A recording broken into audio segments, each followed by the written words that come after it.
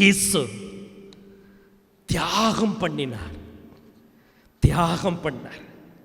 தன்னுடைய இரத்தத்தை தியாகம் பண்ணார். நீங்க நல்லா இருங்க. யார் இதங்க சொல்லுவா? தாய் தான் பிள்ளைக்கு சொல்லுவாங்க.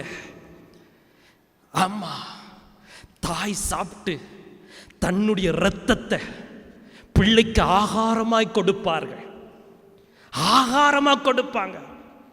ஸ்தோத்திரம்.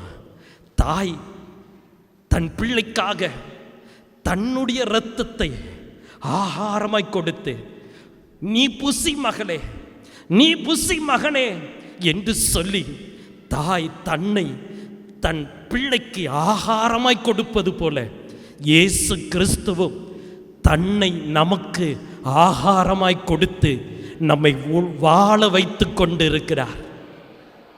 அதே போலதான் ரட்சிக்கப்பட்ட நாமும் மற்றவர்களுக்காக இருக்கணும்.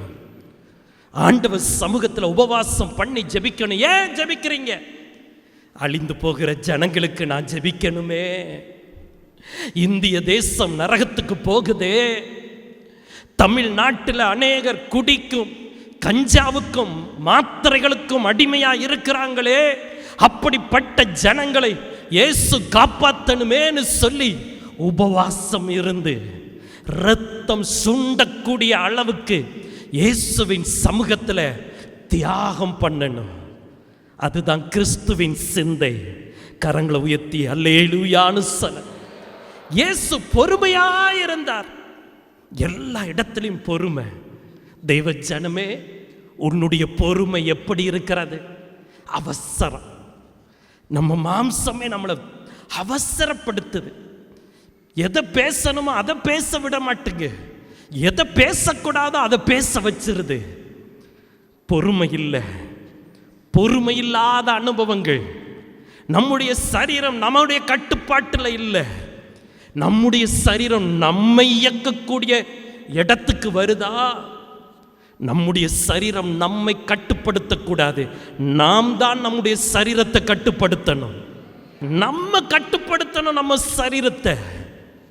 சரீரம் அப்படிதான் முந்திக்கிடும், வேகமாக இருக்கும். நம்ம யோசிக்கிறதுக்குள்ள அது பேசிடும். அதுக்கப்புறம் தான் ரொம்ப கடந்து பிறகு யோசிப்போம். சில இதை நம்ம பின்னாடி தான் யோசிப்போம். இல்லை, முன் புத்தியாக இருக்கணும், பொறுமையாக இருக்கணும். தேவன் நமக்கு உதவி செய்வாராக.